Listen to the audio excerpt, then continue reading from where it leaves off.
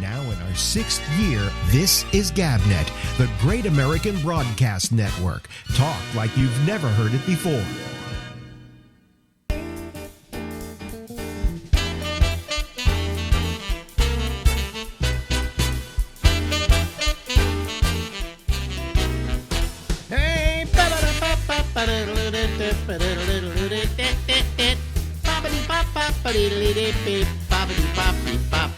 This is Alex. That's bright red letters there that say Alex. And the Ramble. That's the name of the program. And it's here until midnight tonight on the East Coast of the United States. There he is, ladies and gentlemen, over there. See, that's Stephen Kravitz and Steve. Oh, you know, I got to turn my lights on. I forget to turn my lights on during the day because the light is coming in from the outside. But now, right, and I turned both my lights on because you wanted it last time. Mm-hmm. See? Okay. Well, anyway, here we go. See how I'm not prepared for anything anymore. How you doing, Steve Kravitz? I am doing quite well, thank you very much. You're in Massachusetts. You're the third state from the bottom in infections, so you're doing pretty good there. Yes, we are. Yes, we are. And we are fourth from the bottom, but we are increasing like crazy. Really? Yeah, yeah. So you're not going outside? No, I guess not. You know. Well, I bought a new car. Did you buy a new car?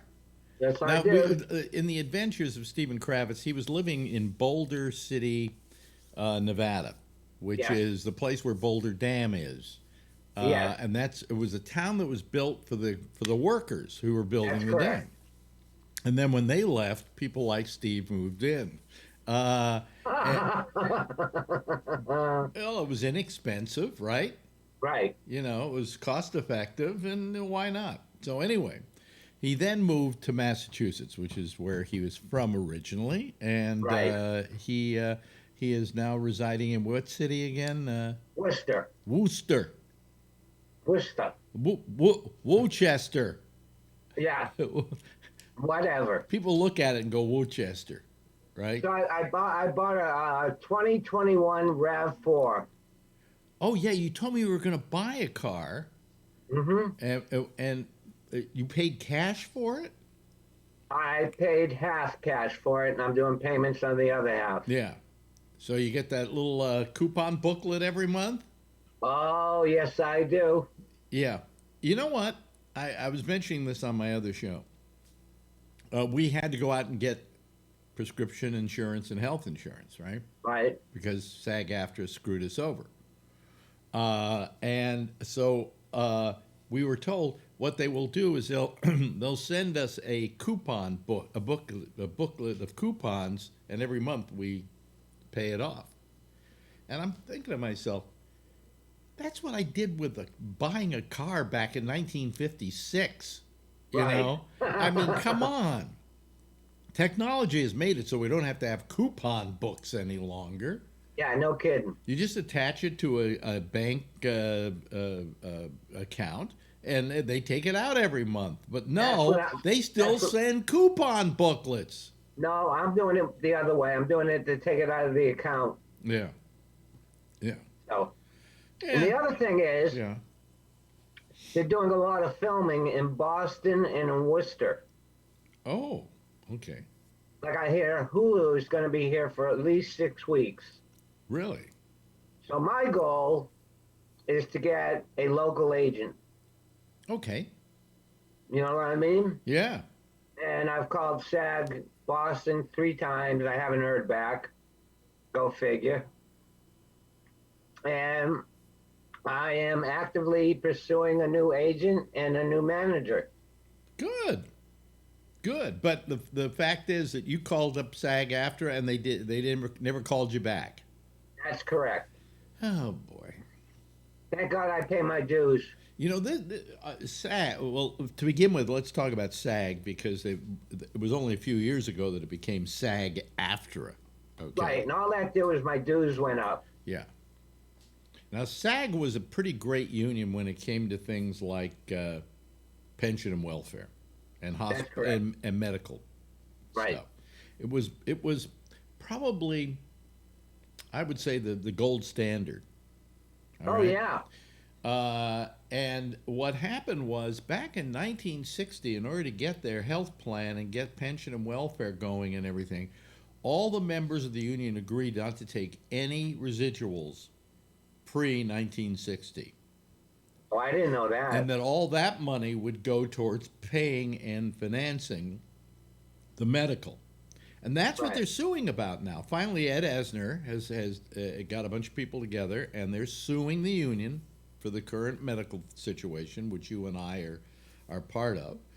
And Right. they are saying, hey, back then we gave up stuff in order to finance this. Right. So for that reason alone, you can't take it away. What happened was, I'm the bad guy in all of this, because what we did is we merged with SAG. AFTRA, my union, merged with SAG, and I guess it put some kind of strain on the system because our medical plan wasn't as good. No, and the union was not as strong. That's right. That's right. So Now, I was a member of both SAG and AFTRA. yeah, I opted out of AFTRA, and then 2 years later they merged, and they wanted to come after me for back dues for AFTRA. And I said, no, I bowed out legally. I bowed out, according to protocol. Mhm. And they finally dropped it. And all they did was they raised my dues. They Okay. raised my dues, almost doubled them. well, I'm a senior performer. I don't pay dues at all. After I think 75 or something. Is that it? Yeah. So it just says if you live long enough and you don't die, you get your dues for free. Yeah. But I mean, but after it kind of caused the problem, part of the problem in all of this. But I don't want us to be the bad guys because SAG decided to merge. They've been thinking about merging for the last, I think, 30 years. Right, but when they merged because AFTRA was the weaker union, and we were basically, pulling AFTRA along with us. Mm-hmm. Yeah. And therefore, it cost all of us. So Now, what? you were primarily an AFTRA actor. Yeah. Actor, Right. a performer. Right. Well, whatever. Yeah. Yeah. In case people don't know, AFTRA is the Broadcasters Union, and SAG Right. is the Screen Actors Guild. Right. Um, And it depended at one point on what they shot it on. If they shot it on video, it was AFTRA. If they shot it on film, Mhm. it was SAG. So if you did a TV show and it was on film, you were SAG, and if you did it on video, then it was AFTRA. Yeah. That's right. Yeah. That's right. Now there's no difference because obviously we're the No. same union. And now you can actually buy into the union. When I joined the union, I had to have a speaking role in a union film, even though I was non-union. And then I could join the union. Now you can just buy in. Okay. Yeah. I got my AfterCard doing that Dirty Harry movie. Yeah, you were telling me that Clint Eastwood got you your card. He got You me know. my card. I can't remember when I first got mine. I think it may have been in Chicago. And they say if you get a job and you do more than 3 pieces of work, you have to join the union. And I didn't even wait for that. As soon as I could join the union, I joined it because I always wanted to be a member of AFTRA because it meant I was a professional. Right. I joined SAG in 1983. Yeah. So I've been a union member for a long, long time. Well, I get a pension, not a lot, a little under $1,000 a month from the Me union. too. From the union. Me too. Yeah, and the reason why I get that little is because I didn't work that much under AFTRA. Let me explain. When I finally got out there, first I went to work in California in smaller markets. They didn't have a union. Right. Okay, if they had a union, it was usually IBEW, the International Brotherhood of Electrical Workers, because Really? because we did what were called combo operations, where we operated the board and played the music and did the announcing and everything. And because And of that, you had a record library. so therefore, I was a member of IBEW for many years. I don't Right. know. Maybe I have a pension from IBEW. I don't know. I should check. You should. Yeah, but anyway, um, uh, but when I finally went to AFTRA, it wasn't until I got to Chicago, because I worked Houston, and that's a right to work state, so there was no union. Right. And then I went to Chicago, and then I went to New York, and I accumulated most of my AFTRA money there. Right. As years have gone on, my union had not been as aggressive about signing up radio stations and so on to be AFTRA, and we've lost a lot of AFTRA stations. So the amount of, like in San Francisco when I worked at Live 105, it wasn't an AFTRA station. You know. No. It was a madhouse. Yeah, but they did. The union tried to get in there, and the people at the station voted against it. So therefore, it didn't have to be union. It was not a blacklisted station. It was a station that just wasn't a union station. Now, let me ask you this: if it had been union, Mm-hmm. and when all us guys were on the show with you, would we have been paid? That's a good question. I think you were considered guests, so therefore we didn't have to pay you. Right, right. We were considered guests. We were guests. Yeah, yeah. And there was an equity there. You got promotion. You managed to sell tickets as a result of your appearance on the show. Oh, you kidding? So- Our careers exploded. Yeah. So, I mean, but I don't think we would have to pay union. I don't think guests are paid union. Although, when somebody's a guest on something like Colbert or whatever, I think they do get a union thing. They get yes, they do. I don't know Yes, how much they it is now. It used to be like $300 and might be around $500 now or something. It's minimum. Yeah. Yeah. But anyway, so I mean, I never accrued that much money under union wages. Most of it was accrued when I was in Chicago and here in New York for, I'd say, how many years? God, about 5 years, something like that, 10 years. And then after that, I never worked another union job except when I would do something like Comedy Tonight, which was PBS. Right. Or whatever. If I did national things, then I that went to my AFTRA. Okay, so I never got to the point where I was able to take the union medical plan because I never made enough money in most cases. I had SAG's medical plan, then I lost it, then I got it again, then I lost it, and well, what happened is when I finally got to this age, I kept getting things every year from AFTRA. Hey, why don't you sign up for the senior plan? And I went, yeah, but what's that? I don't know. I'm not eligible for it, right? Right. Finally, one year I said, let me send this in. I sent it in, and they go, oh, good, you can get it. And for $2,000 a year, we got a really good supplemental plan for our Medicare. Oh, really? It was delightful. We got dental. We got $2,500 a year dental.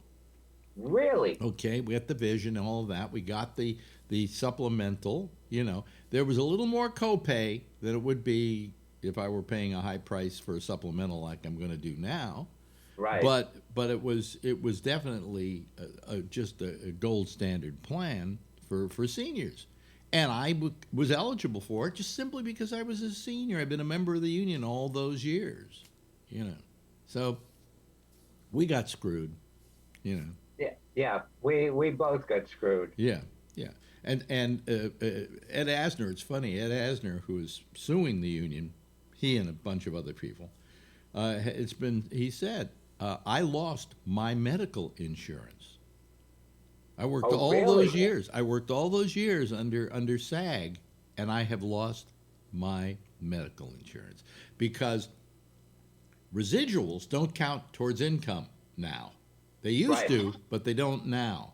And so therefore they count when you file your taxes. Yeah, and they also count when the union decides what they're going to charge you for your yearly dues. That's right. But in the case of Asner, he doesn't work now, but he lives on residuals, and he may make $50,000 a year in residuals, but because he's taking the residuals, he can't put those against the $25,000 he needs to get the. Anyway, he's suing. Okay.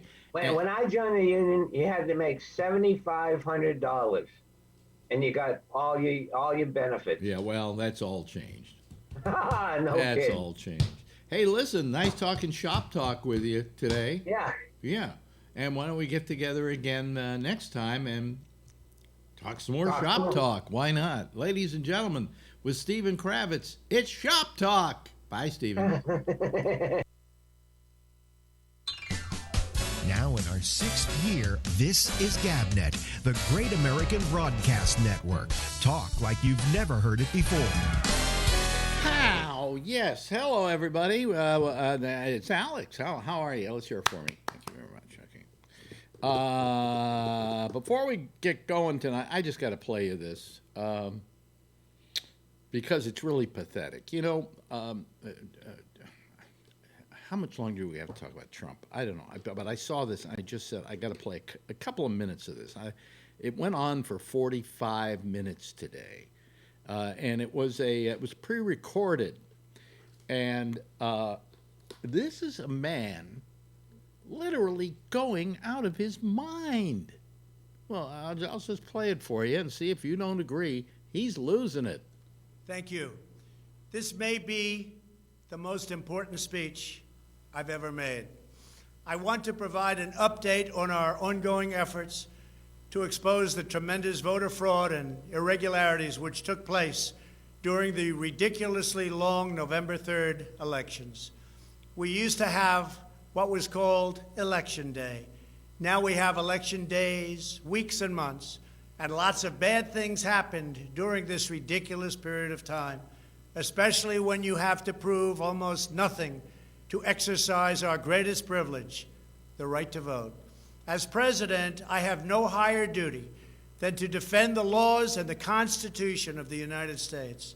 That is why I am determined to protect our election system, which is now under coordinated assault and siege. For months leading up to the presidential election, we were warned that we should not declare a premature victory. We were told repeatedly that it would take weeks, if not months, to determine the winner, to count the absentee ballots, and to verify the results. My opponent was told to stay away from the election. Don't campaign. We don't need you. We've got it. This election is done. In fact, they were acting like they already knew what the outcome was going to be.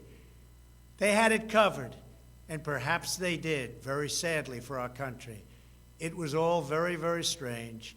Within days after the election, we witnessed an orchestrated effort to anoint a winner, even while many key states were still being counted. The constitutional process must be allowed to continue. We are going to defend the honesty of the vote by ensuring that every legal ballot is counted and that no illegal ballot is counted. This is not just about honoring the votes of 74 million Americans who voted for me.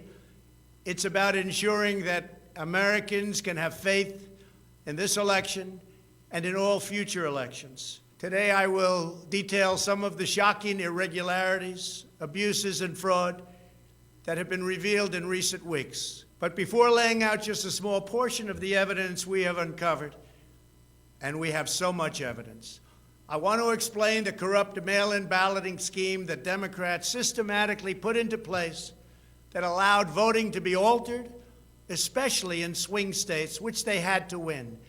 They just didn't know that it was going to be that tough because we were leading in every swing state by so much, far greater than they ever thought possible. While it has long been understood that the Democrat political machine engages in voter fraud from Detroit to Philadelphia to Milwaukee, Atlanta, so many other places. What changed this year was the Democrat Party's relentless push to print and mail out tens of millions of ballots sent to unknown recipients with virtually no safeguards of any kind. This allowed fraud and abuse to occur on a scale never seen before.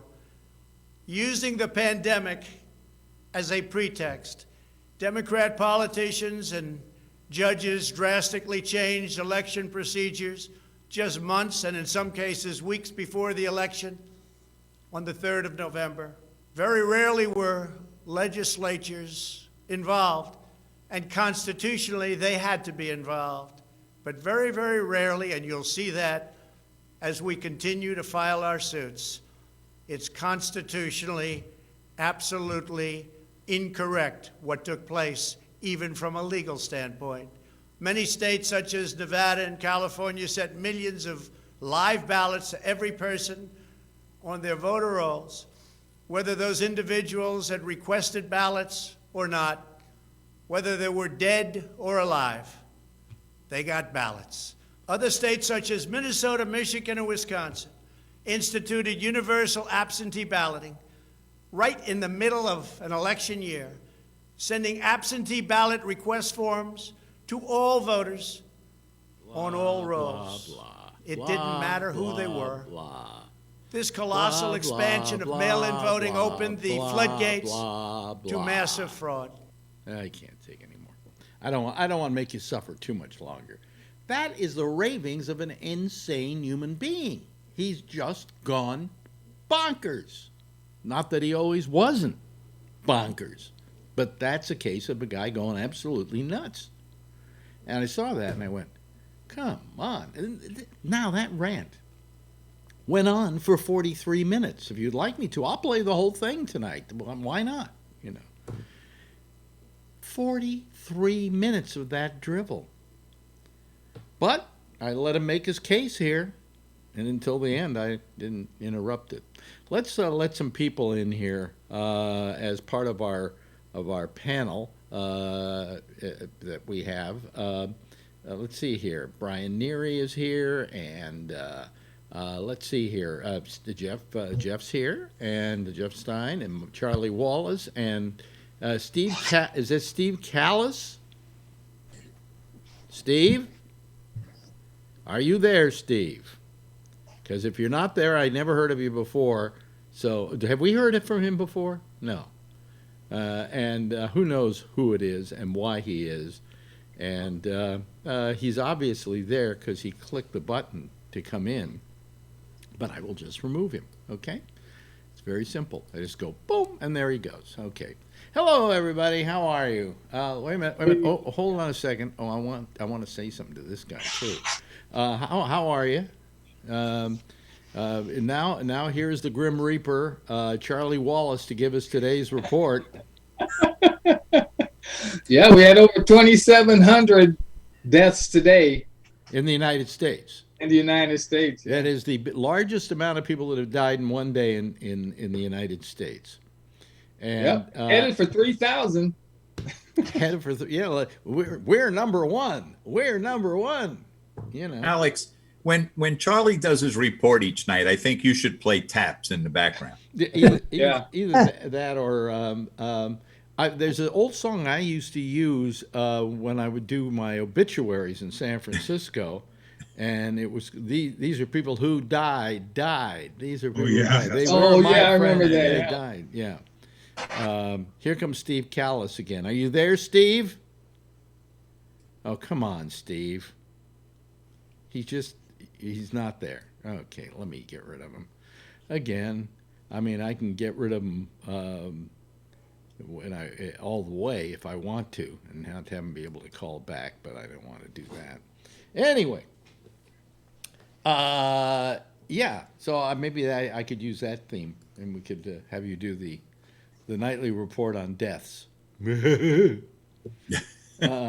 the way, I got something for you, Robert. Oh, here comes that Steve Callis again. Is there any way that I can just make him? Maybe he's not joining with audio. He's not joining with video either. That about covers it. That covers the whole spectrum of what you have to have before you can actually be on this program. Yeah. Let me see here. I wanted to say something to Robert. I got this letter from Phil. Okay? Oh. All right. And he says, they closed my account at GoFundMe, and I'm unable to set up one, regardless of how I sign in. Oh, wait a minute, let me finish. Don't, let me finish. He says, I'm just going to write a check and send it off to the American Cancer Society. Robert has the right to be upset since I lost the bet. Thanks for your support last night. I wish I could have done more than just write a check. Okay? So you happy? Hooray. You happy? Yeah, well, yeah. I mean, the election was a month ago, for the love of Mike. Yeah. He wasn't trying to get out of it. I understand, but how did Phil become the victim in this? It was my generous offer that he not pay me and that he send the money to a charity. And somehow or other, Trump-like fashion, he turned himself into the victim in all this. No, he didn't turn himself into a victim. Oh, there is Steve. Oh, Steve. Trucker Steve. Huh? What? Hello, Steve, are you there? Can you hear us? He's having some kind of real problem. Are you having problems, Steve? Can you hear me? Yeah, I Oh, can there hear he you. is. Yeah, we Yeah. can hear you. Yeah.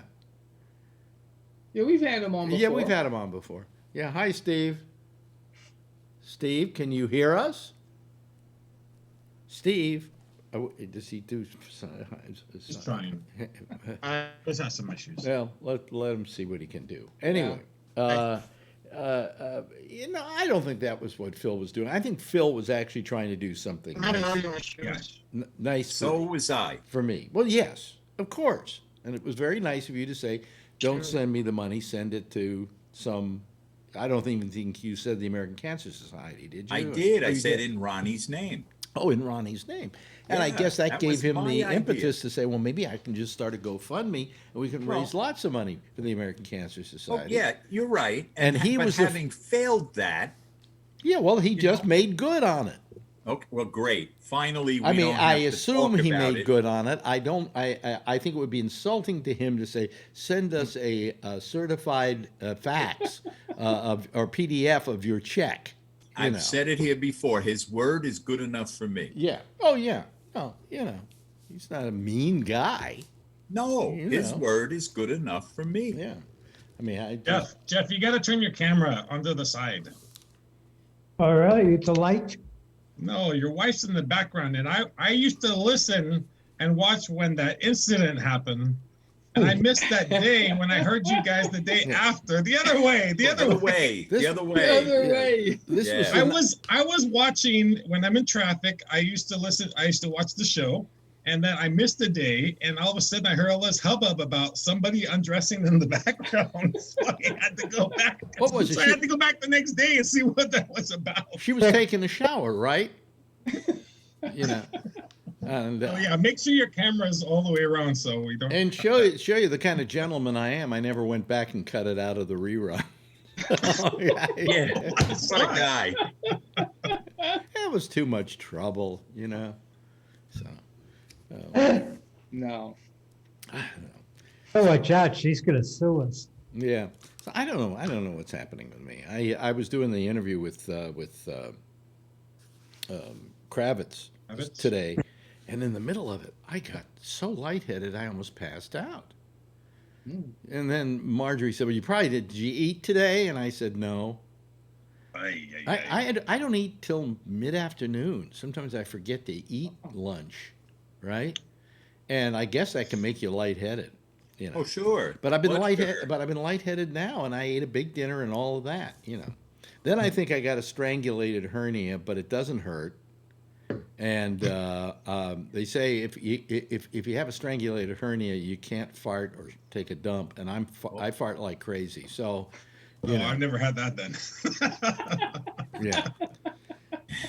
That's how we make sure that we don't have COVID. And Marjorie I says she I thinks. told Tiffany I just keep farting, and she says, "Oh my God!" And I said, "Well, you don't have COVID." You're Well, good. Marjorie Yeah. thinks I have deep-seated COVID depression.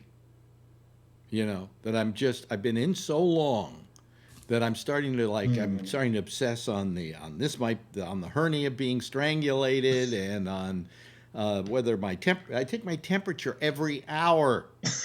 This Okay? is not good. No, I know it's not good. You know, Meditation. huh?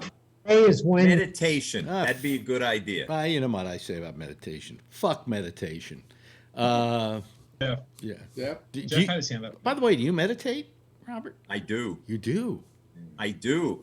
Transcendental meditation since 1975. You believed in that guy? What guy? There was a. Well, the Maharishi Mahesh Yogi was the guy who came up with the He transcendental. actually, we learned in New York City, and he actually dropped by that day. Oh, wow. He was full of shit. He personally was full of shit. He was looking to bang everything, including the knotholes in a tree. But the meditation itself, actually, it works. Yeah. It's actually But very didn't powerful. he try to jump on Mia Farrow? Yes, he did. Yeah. That was the song Sexy Sadie. That's what that song is about. Oh, really? Oh, Yeah, wow. the Beatles song Sexy Sadie is about their experience with him. Oh, I see. I always found him kind of a phony. Who else I find a phony? Most of them I found a phony.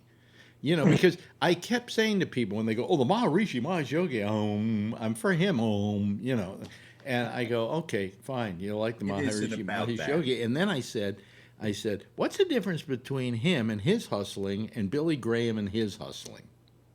You're right. You're absolutely right. Yeah. But the thing is, don't throw away the technique just because the one guy was. You're right in saying that. There's absolute benefit. I mean, it's proven, physically proven, Yeah. that it can lower your blood pressure. It lowered my pulse rate for sure over the course of years, and I don't fret about as much as I used to back when I was younger. See, I don't take you for being a person who meditates.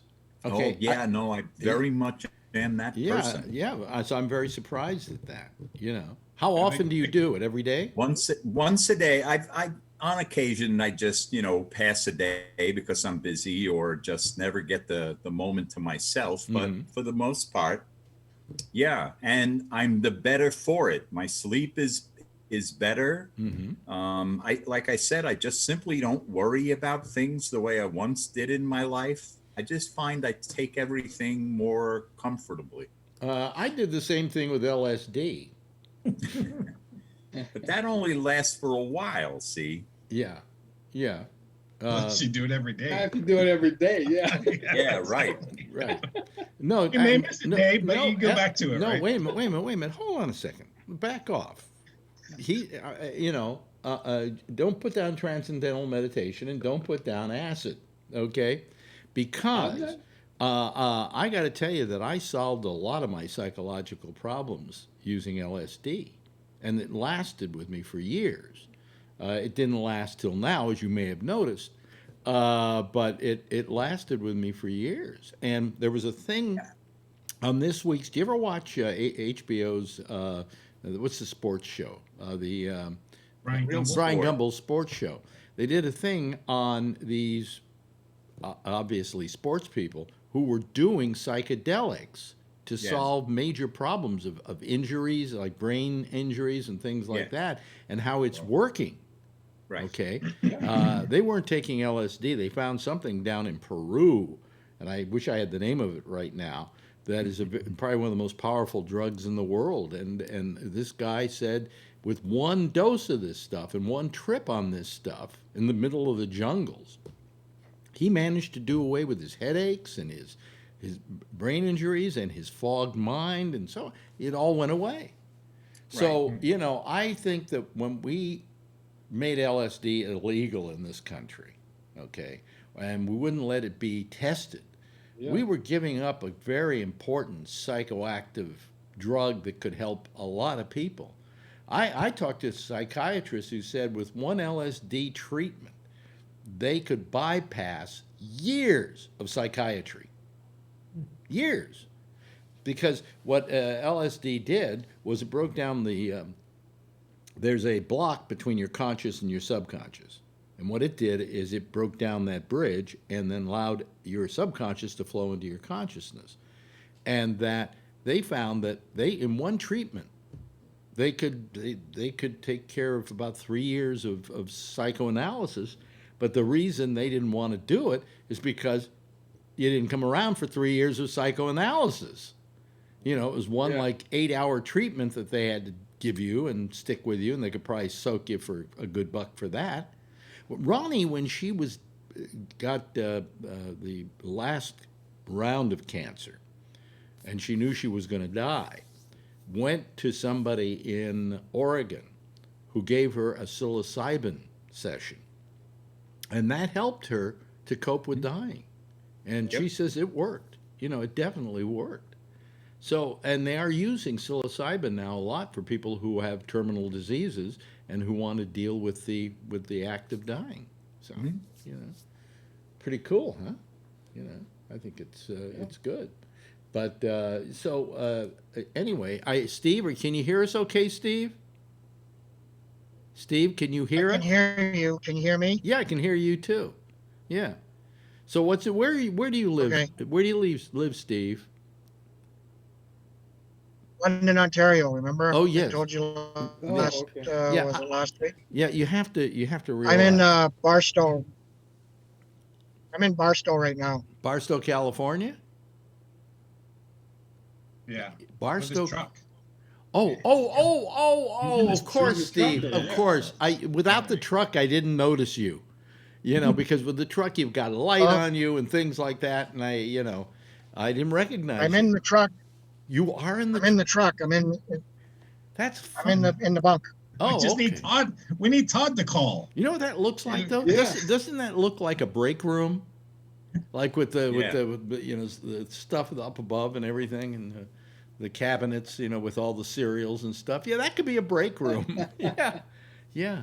Wow. Nice truck. That you got a nice you got a nice outfitted truck there. That's cool. Wow. Yeah. On TV. You got TV set. Oh, there we are. Is that a Roku? Yeah. That's Roku. Yeah. Okay. So you got it all. Yeah, I'm using my laptop. I just bought a laptop, so instead of using. Yeah, you're breaking up a little bit. I don't know why. Could be. Well, how are you getting? The internet here sucks. Yeah. Okay. Well, anyway, just join in when you feel like it. Join in, but it's great. It's good to have you here. And I'm sorry I didn't recognize you without the the light on your face or there's something going on outdoors. And you looked familiar, but I couldn't figure out when. There's an interesting thing that's happened. My whole thing with my union and getting insurance and them kicking us off our union insurance, and 9,000 senior members of SAG-AFTRA are going to be without coverage unless you go out and get new coverage, which we're all doing. Well, yesterday, guess what? Somebody filed a suit against SAG-AFTRA. It was a group of people, about 8 of them, led by Ed Asner, who used to be the president of SAG. Right. Yeah. Right. And they're suing them, saying there was a misuse of funds and they didn't use funds correctly, and that they never let the membership know that there was a financial problem with the medical plans and so on that could have been attended to 2 years ago, but they didn't do anything about it because they kept it a secret. And so they're suing them. They want them to take it and reverse the whole thing, give us our insurance back. Wow. I didn't know he was still alive. Oh yeah, he's 91. Yeah, I was going to say. he's And over 90. apparently he's a pisser, man. He filed this suit along with about 6 other members. It's a class action suit, but it's a suit where if they win, we all win. So it's going to be interesting to see how the union handles this. And they're suing specific members of the union for improprieties. Wow. Yeah, it's if you go online to Hollywood Reporter, I think there are links to the actual pages of the suit and so on. But They finally did something about it, but it's a little too late because obviously this isn't going to be settled overnight. Yeah, I don't think, because they filed yesterday. SAG-AFTRA is going to go, oh, we got to do something about this. Part of the reason they had problems with their medical problem. Here's the problem that I have with it. See, I'm AFTRA, and they're SAG, and then at a certain point, a couple of years ago, we became SAG-AFTRA. We combined the two unions. For years, we thought about combining the two unions because they had more in common than any other two unions have in common. It's just that we were television and radio, and they were films. So if you did a show on TV that was done on film, you were a member of SAG. And if you did a show on television that was on video, you were with AFTRA, which was the American Federation of Television and Radio Artists. Consequently, when we combined, that caused, I think, some kind of a strain on their pension and medical thing, because ours was different. They had the gold standard when it came to union medical plans. Everybody pointed to the SAG medical plan as the best in the country. Well, when we became part of that union, we combined, we got the benefits of that. And they, years ago, had paid for it, because back in 1960, the membership of SAG gave up their television residuals so those monies could be applied towards starting a pension and medical plan. And that's one of the things they're griping about. They're saying, hey, we gave up something. We gave up money. We paid into this thing, and now they took it away from us. It's a real pisser of it. And nobody's going to care about this, because what are we? We're just a bunch of radio people, and we're a bunch of television people and movie people, and we're special royalty, right? We're not like a guy who, puts rivets in an iron slab or something. We're not a guy who digs a ditch and needs a union, but we need a union like anybody else. Alex, were you compelled to belong in order to work at, say, ABC in New York? Yeah. In those days, if you went to work at a union station, you had to join the union. But I didn't mind that at all. I could hardly wait to work a union. Before that, I had been with IBEW. Oh, wow. The International Brotherhood of Electrical Workers. Because I worked stations where I was on the air, and I ran the board, and I played the music and so on, and I operated the transmitter. And so IBEW had a union for that. Mm-hmm. But once when I went to Chicago, to WIND, I had to sign up with AFTRA. And I was so happy to, because to me that meant I was a professional, you know.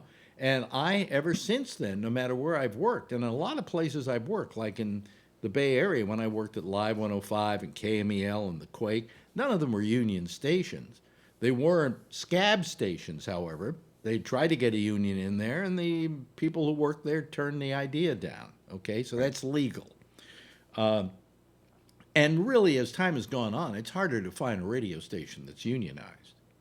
Okay. No kidding. Yeah. So a lot of those years that I worked, and a lot of years that I made a lot of money, I didn't. Once I left New York, I didn't work in a union station again. The only time I ever worked union work was when I did like Comedy Tonight for PBS, and when I did HBO's One Night Stands for HBO.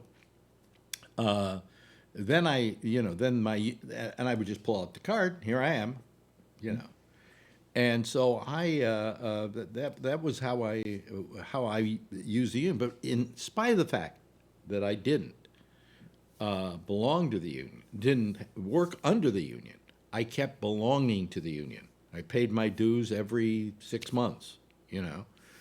Re-upped my card for 30, 40 years. Sure. So I've always been very strong about being a union guy in that respect. They even screwed me over once after, because what I decided was, when I was at Live 105 in San Francisco, it wasn't a union station. But what I wanted to do was I wanted to make my company a union signatory. And the reason I wanted to make a union signatory is I wanted the union in my life. And that if I did any TV shows and things like that, I would pay people union wages. And so we joined it, and I was a signatory, and I was being paid by my company, given a salary, and so they signed me up to be on the medical plan for AFTRA, because they'd say it's a union. Because, see, I wasn't getting paid by the radio station. Radio station was paying my company, and then my company would pay me. Ah. Okay, in other words, I was an employee of my company. The company was employed by the radio station. So consequently, because I was a union organization, my salary could be applied towards, medical, pension, welfare, so on. At about 5 months in or something like that, they come to us and they go, "You can't do that. You're just using that as a ruse to be able to use the medical thing." And we said, "No, we're doing it because we want to be union. And I want to be union. And I want the protection of a union. And I want my company to be a signatory." And they went, "No way." And they said, "Forget it." They never gave us back our money. All the money we had put in for pension and welfare over that period of time. But belonging to the union, did that in any way limit your ability to negotiate your own salary? Were there restrictions just by virtue of being in the union and having certain maybe ceilings on your ability to negotiate your own salary? What? In other words, you belong to a union shop at one of the stations you worked at. Okay. Did that limit in any way your ability when your contract was up to negotiate your own wages? No.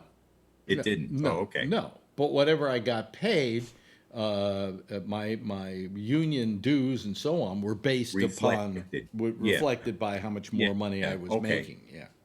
Yeah. But no, it didn't prevent me from negotiating at all. So anyway, that's it. So I had every reason to not like my union. They pissed me off on several occasions, and nothing to do with anything that I did wrong, but some way they were playing a pissing match. Not with me, sometimes with the employer that I had, or whatever. But in spite of it, I stayed with the union. Okay, years of paying dues to a union that I didn't even work under. And so when I got to be 75, and they said, you can get, they joined SAG, and they said, you can get on the senior plan, which is like about $2,000 a year for Marjorie and I to get full medical benefits. And dental, $2,500 in dental every year.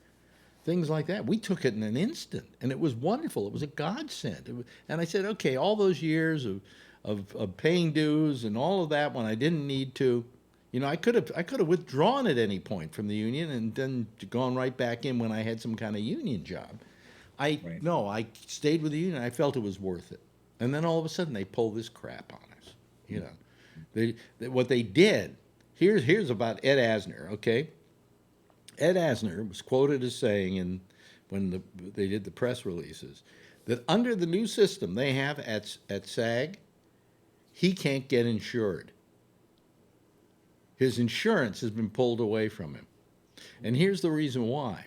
In the past, if you got residuals, that's payment for work that you've done that's still working, like the TV show that's still running, or movie that's still on video and so on.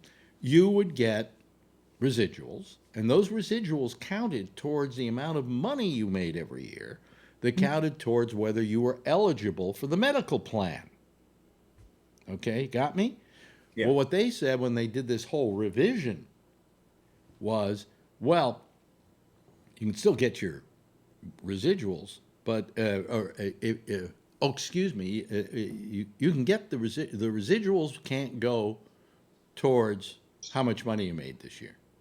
Right. It's only work that you originally did. Right. Yeah. And the other part was, and this is the really great part, you cannot, if you take your AFTRA pension, you are not eligible for one of their plans or whatever. It's a whole thing where if you take the pension, and most people took pensions, I can't remember what the rule was. If you take a pension, the pension, no, the pension, it's not the pension can't be added to it. It's something about the pension, and that if you take the pension, you're not eligible for the, what do you call it, the coverage. It's strange. They did a whole bunch of crappy stuff so that a guy like Ed Asner, who his only income is residuals. Residuals, yeah. Right. You know, he's not making movies anymore. His only income is residuals. He Probably can't gets a lot of get income, he too. can't get coverage from the union. He's been suddenly dropped by the union from a medical plan. So you know, I mean, he probably can afford it better than the rest of us to pay for his medical insurance, but that's not the point. You know, that's not the point. We got one member of the union who the guy that was hanging from the Statue of Liberty in Hitchcock's Saboteur and falls from the Statue of Liberty, Norman Lloyd. Guy's 105 years old. He's the oldest living actor in SAG. He doesn't have medical insurance now. Took it away. Yeah. So that's what they're suing about. And, yeah, we're just a bunch of namby-pamby performers, you know. We don't put cars together, and we don't do roofing or anything like that. But still, we deserve to have a union too, and we deserve to have the benefits that a group of people getting together and forming a union can have, which is a medical plan. So residuals, much like royalties, let's say I make a record. Every time somebody in the country plays it, I get a royalty for it. Am I right about that? You get royalties. Royalties are different than residuals. Than residuals. Royalties are you write a piece of music and you keep making money off that music. Okay, so now WABC plays my song. Yeah, I get paid a small amount for that. What happens is somebody like WABC would every year for about a month they would have to write down everything that they played, and then that would go to let's see, ASCAP or BMI, and they would add it all up, and they then started apportioning the money out to all the composers. I see. That's the problem, though. A recording is played. And the only person that makes money off of it on radio are the composers. Yeah. Oh, wow. Not the performer. That's why, for instance, Lennon and McCartney were way richer than Ringo Starr or George Harrison, because all their songs they wrote, so they got paid the royalties for that. And there was a big argument, I think, within the Beatles at one point about asking John and Paul to share their royalties with the rest of the group, and I think they never did. You know, so I always had this image of some poor son of a bitch that had to listen to the radio all day and with a tally sheet. Oh, I heard this song, I heard that song, yeah. And I thought, what a horrible job that must be. That's the job that Alex makes some guy listen to the show to see if it's going to be monetized every night. It used to be that we used to have to actually write down every song we played and who the composer was on a piece of paper. Like a log, yeah. Yeah, a log. Now, today, you've got all this stuff on computers, and all that stuff's on a computer, so they just do a readout and send it off to them and let them know what was played. But now residuals are another deal altogether. Who do you think I made? To this day, 30 years later, maybe something like 30 years later, I'm still making money off of. No idea. You said it's the one with what's his name? Bill Maher, right? Bill Maher. Tonight. Bill Maher. Tonight show. Last year I made $300 off Bill Maher. No shit. Yeah, just sitting on my ass here doing this show, I made $300 from Bill Maher.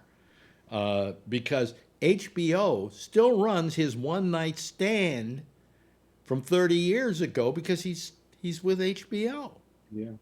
And there was the time when I was making a lot more money because they were running most of the One Night Stands on HBO. I did the first season of One Night Stand, and I was the announcer at the beginning.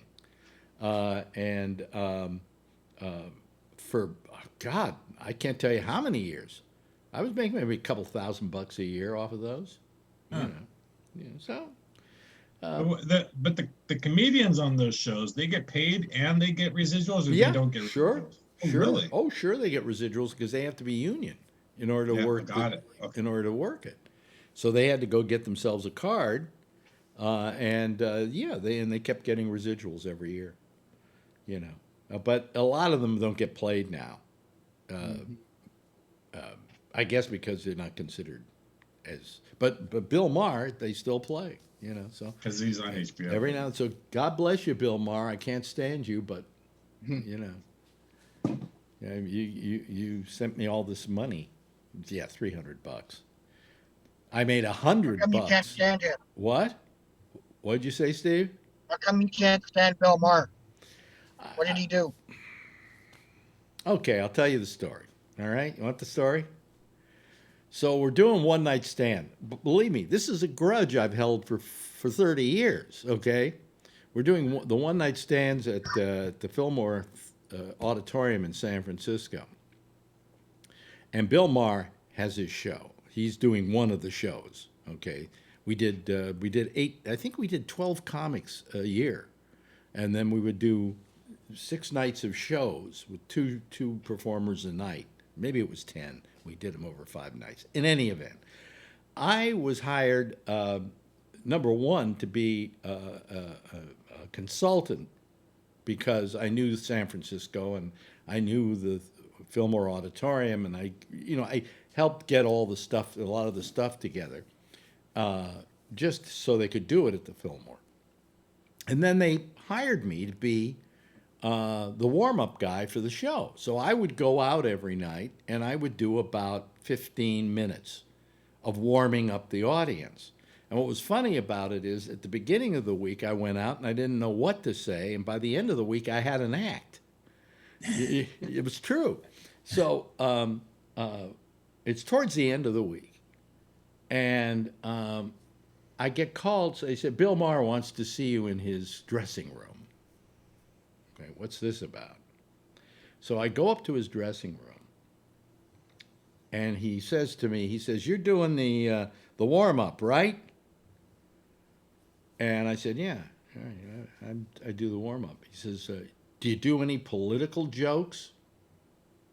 I said, I do. What I do is a couple of political jokes to kind of, what you do when you're doing a warm-up is you're trying to get audience response, okay? So they can then wild track it and be able to have it in case they need to use it in the show. So I do something that makes them laugh, or I ask them to applaud, and they applaud. And so we have all those ambient effects that can be used to stitch over something. It's hard to explain. But I would do that, and I say, so I do that, and I do a couple of political jokes to kind of get people to either boo or cheer or applaud and so on. He says, don't do political. I do political. And I thought to myself, this guy's getting paid $20,000 to do this show tonight. I'm getting $500. And I looked at him, and I said, you're getting $20,000 to do this show tonight. I'm only getting $500. Follow me, motherfucker. And I left. And that's why I don't like Bill Maher. And Bill Maher was one of the most disliked comedians in Hollywood. I don't know if he still is to this day, but at that time he was, because that was exactly the reason why. He was so full of himself. You know. So that's why I don't like Bill Maher. So hold it against me. I love holding a grudge. It's wonderful. Nursing a grudge makes my nipples hard. You know. So. Anyway, hello, Ray Renati. How are you? Ray? Are you there, Ray? That's what happens when you don't call anymore. You forget how to use your computers. I want to ask Steve about something. You have a dog in the truck with you, right? Steve? Yes. Let's see the dog. Let's see the doggy. Not as cute as Oh, here we go.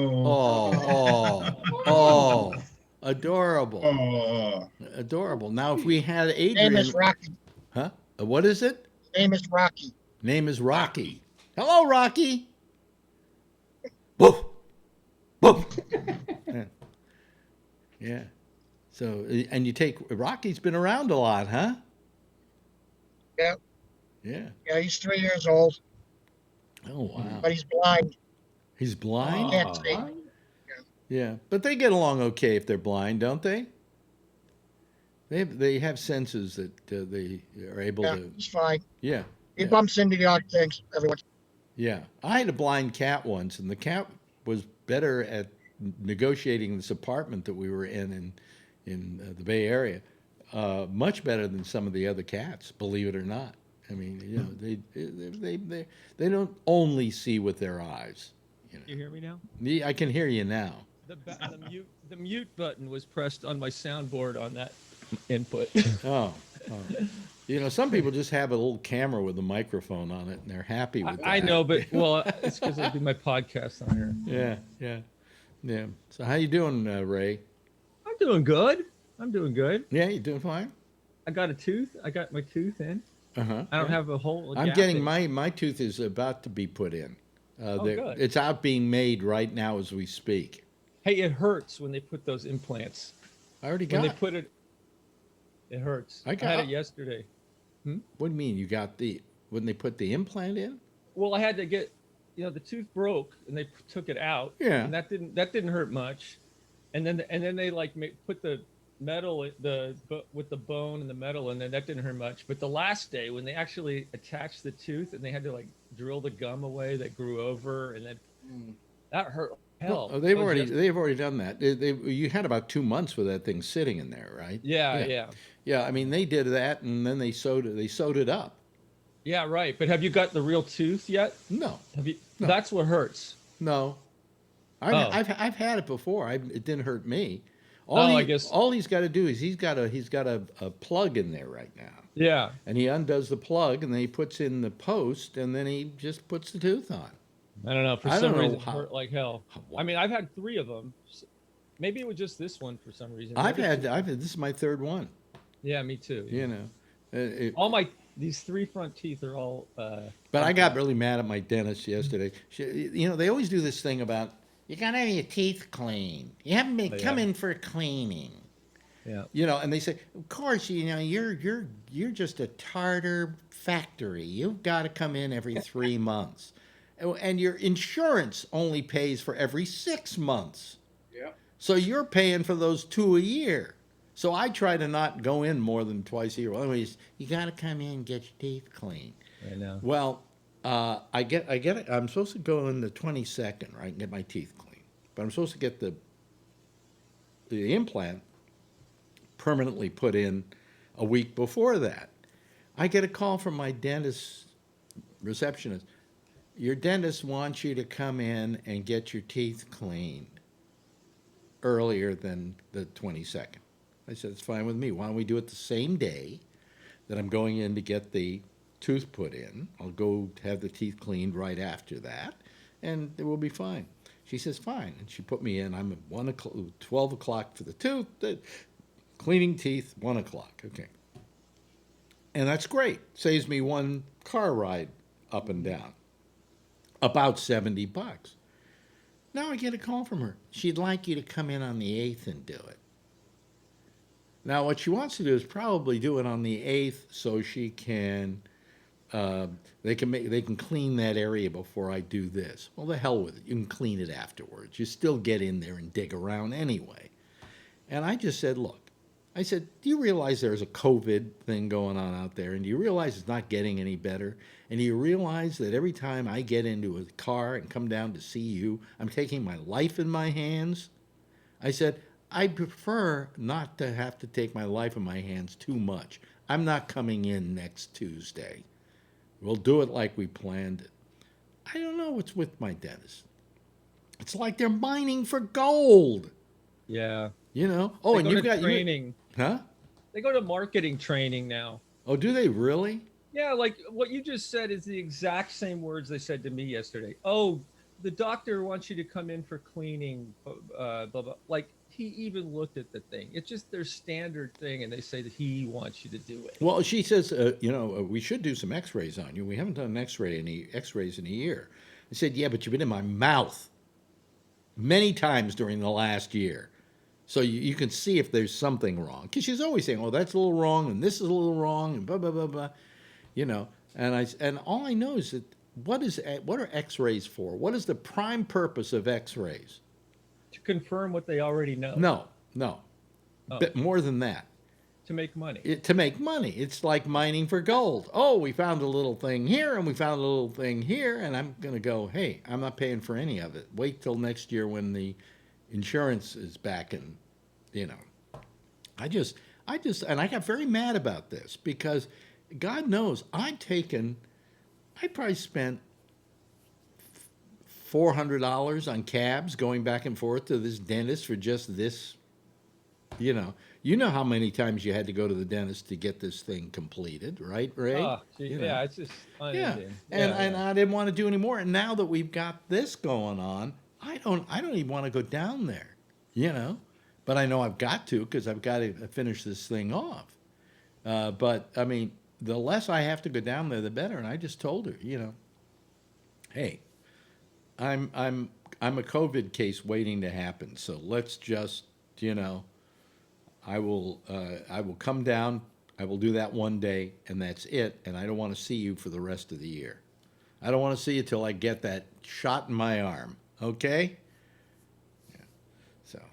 Ray, what are you doing right now? Are you no acting, right? No theater or anything going on? So.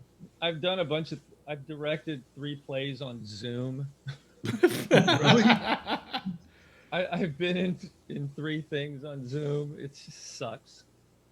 I'm trying to get an agent in LA so I can audition for some commercials and stuff. So I'm going to be sending my reel, and it's because I didn't realize it, but now it's actually better if you live up here because you used to have to go down there and audition, and they didn't even want to get you to come down there because of hassle. But now everyone's doing self-tape, so they don't care where you are.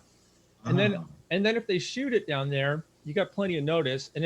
But most of them aren't even having to go down there. They send you kits. Like if you watch a lot of the commercials now, you can see there's like a green screen and a fake grocery store behind people and stuff. Yeah. And so you do it in your own house. Like they send you a kit with the lighting and the green screen and everything, and then you shoot it like the director's watching you. Is that a green screen behind you? Yeah, and then you send it to them, and they put it all together and make it look like people are in the same store and all this shit, and they're like in different cities. Well, you have to really take your hat off to the ingenuity that America has come up with during the COVID crisis to overcome this kind of thing. You know. And the lessons that are being learned are kind of interesting. Right now, they say that rental property for offices in New York, you can get for a dime. Because people are moving out of offices and they're not going back because they find that they can have their people working from home and it's working just as well, And there's less traffic and the air is cleaner and it's quieter. Yeah. There's animals around again. The animals are going back into cities now. Yes. But what I'm getting sick of is we had a story here in New York today about this, I guess this bar out in Queens or something that just had, maybe Brooklyn, had a ton of people in it. And then when the cops came and said, shut this down, you can't do this, they said, no, we're an autonomous zone. They had a big sign that said autonomous zone. I don't know even what autonomous zone means, and the guy wouldn't close down. So they issued him massive amounts of tickets.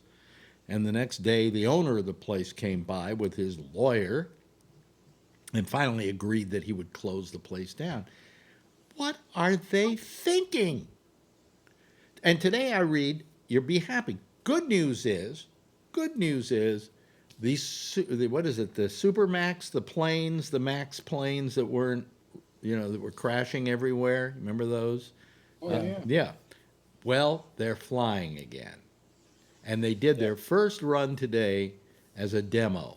and they showed the inside of the plane, and it's packed with reporters without masks on. And I'm going, really? Do you want it? Number one, we know these things crash. Okay, so you're taking that chance, but you're even taking a worse chance by, I don't understand people. I mean, as I said last night, if I were an airline, even if it meant that I was going to go out of business, I would not be flying my planes right now. I would not be encouraging that behavior. Oh, it's cleaner in here than it is out there. Yeah. All you need is one infected person sitting there who takes his mask off for a minute or so, and, you're in a hermetically sealed petri dish.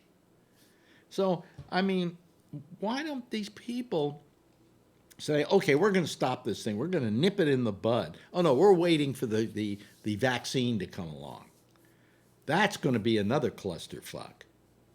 Because, and Cuomo put it pretty right when he said, do you know how many people we have done testing on over the last 8 months? Probably in this country, something close to 100,000 people. About 10 million people or something like that. He said, do you know how many shots we're going to have to give? Yeah. 300 million doubled because you got to give a second shot. He said, if we couldn't do the swabs, which are simple, stick a Q-tip up your nose and then, send it off to the lab, we couldn't do that many. Well, how many are we going to be able to do now? Secondly, 80 to 85% of the people in this country have to have the shot before we get some kind of immunity in this country. Yeah. He said, with the resistance right now to it, you're going to be lucky if you get 80 to 85%. You'll be lucky if you get 50%. Like, let me ask you guys, how many of you, if offered the vaccine tomorrow, would take it? You wouldn't, Brian. Interesting. I'll wait to see what happens to you. Yeah, I'll wait to see what happens to you. But also remember, these are private companies.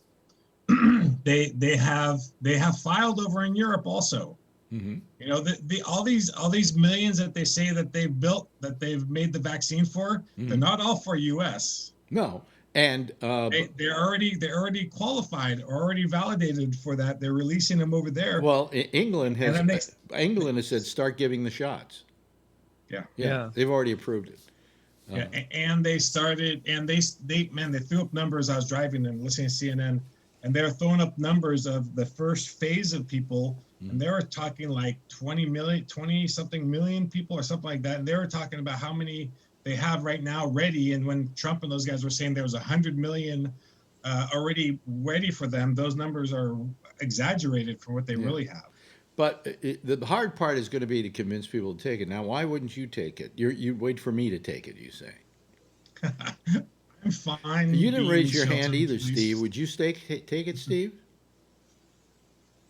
Oh, we lost Steve's picture. Well.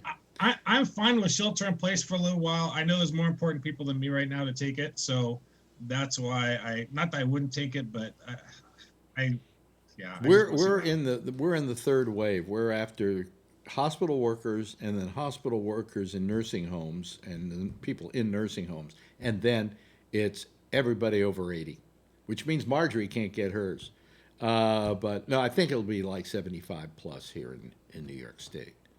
But I mean, our company's going to fight for us to be essential workers. So we are, but they're trying to get in the mix already. We've been asking about it already about that. Yeah, but you're not working directly with infected people.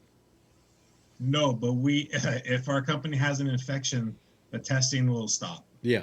So that's the importance for us. Well, I think I'd take it immediately because what I know about the drug is, what I know about the vaccine is, it's not COVID.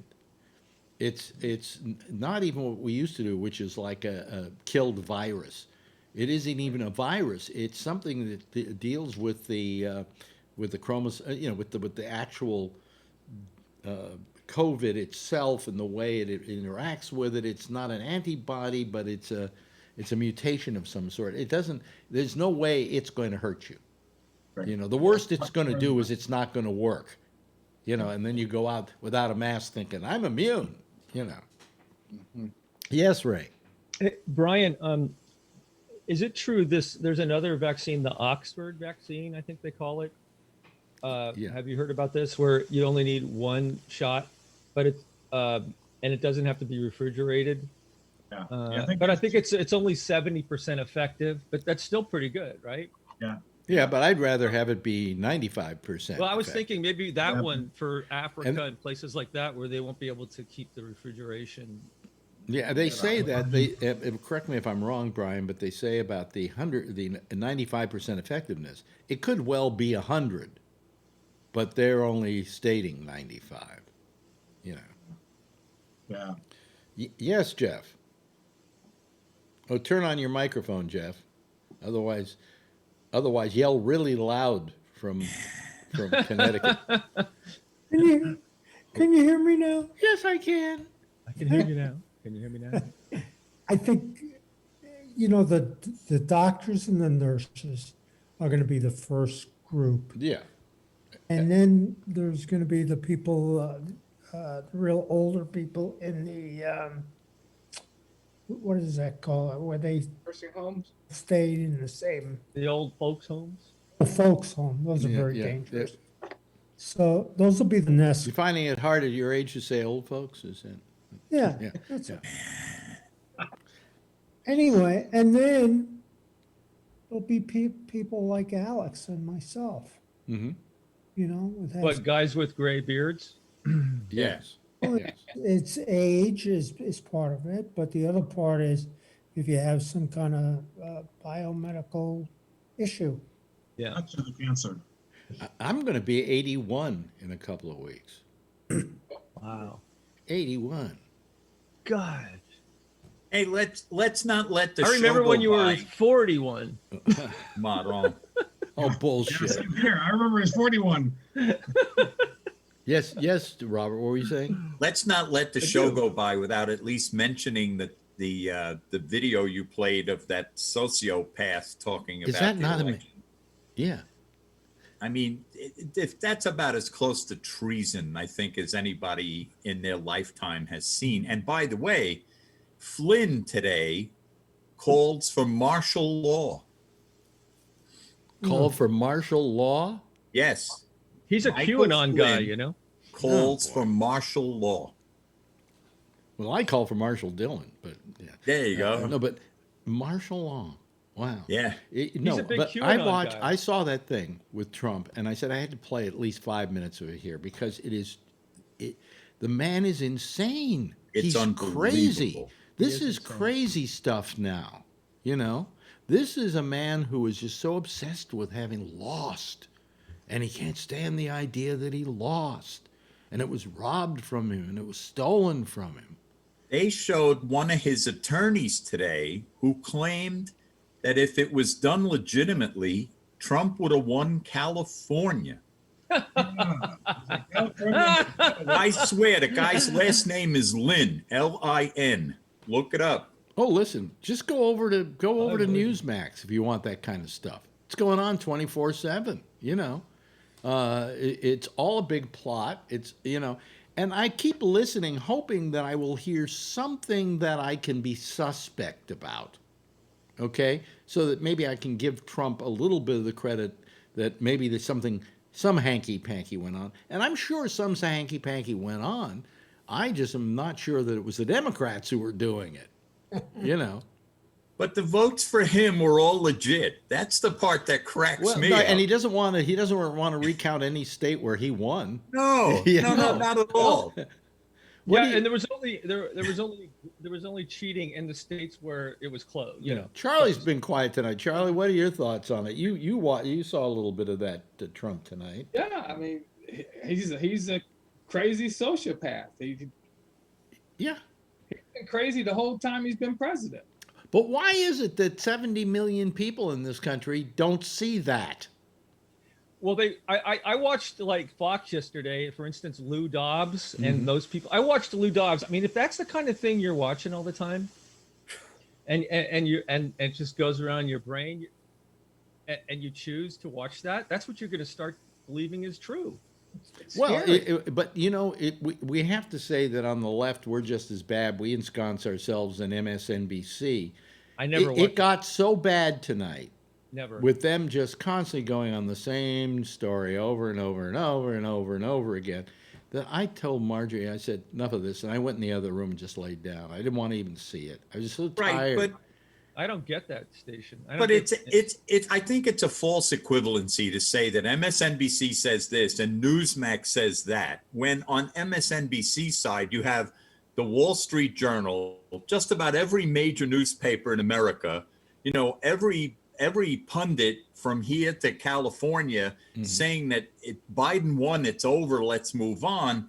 And only Newsmax and Fox clinging to this stupid notion. Oh, don't forget OAN. Don't forget not OAN. a toss-up. Yeah. Well, I agree with you that it's not a toss-up, but still we do ensconce ourselves in a womb of comfort politically. And ours happens to be MSNBC because they're saying what we want to hear. I will go over to Newsmax, as insane as they are, and listen to what they have to say so I can at least understand what they think. Show me some proof. Please. There's no proof. There's no proof. There's no proof. End of story. And I wish there was. How can Trump think he's popular with everybody when he hasn't done one thing to benefit the average person? Look. In those 4 years, Trump is popular. Let me. I know he's popular. But he's popular because he got 70 million votes. That's scary. Yeah.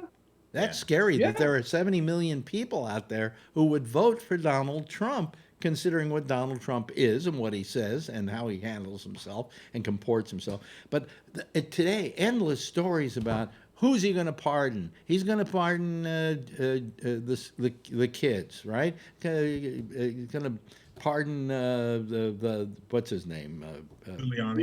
Giuliani. And I'm going, every president who leaves office pardons people, and there's always complaints about who they pardoned. I think even Obama had complaints because I think who did Mark Rich? Do you remember this Mark Rich or something? And I think maybe that was Clinton. He went crazy over that one. But it happens. But they're just belaboring it and belaboring it and belaboring it. And I'm going, come on, enough is enough already. What are you trying to do? Tap dance till the inauguration because you got nothing else to do? Yeah. Go ahead. Let's talk a little more about the COVID thing, and let's talk about a lot of the other news that's happening that's important. This stuff is trivial now because you just got a nutcase ranting and raving till he gets kicked out of the White House. I wonder if he started packing yet. Anyway. Hey, Jeff, thank you. Good having you here. And thanks to Charlie. Good to have you here, Charlie. And, of course, Brian, always a pleasure. Robert Natali, love having you here. Ray Renati, good to see you here. Call us more often. Thank you. And Steve, thank you. Call us anytime you want to. We love your dog, among other things. But everybody, why don't you give a big wave goodbye, and I'll give a big wave goodbye back at you, and we'll call it a night. Okay, bye. Okay, there they go. That's the citizen panel. They're through here. There's a new citizen panel right after me with Jack Bishop and the Intersection, which is next over most of the same Gabnet. He uses Skype, and he uses the Skype address of Gabnet Live. Okay, so you just do the Gabnet Live deal, and you're good to go with Jack Bishop and the Intersection. Next, over most of the same Gabnet. We'll be back again tomorrow night. We're here at 10:30 Eastern Daylight Time. Not Eastern Time, excuse me. Eastern Time. And we'll be here again tomorrow night, 10:30. Same time, same station in life. In the meantime, if you see her, tell her I love her. And by the way, do yourself a favor. Be careful out there and wear a mask. All right. Good night, everybody.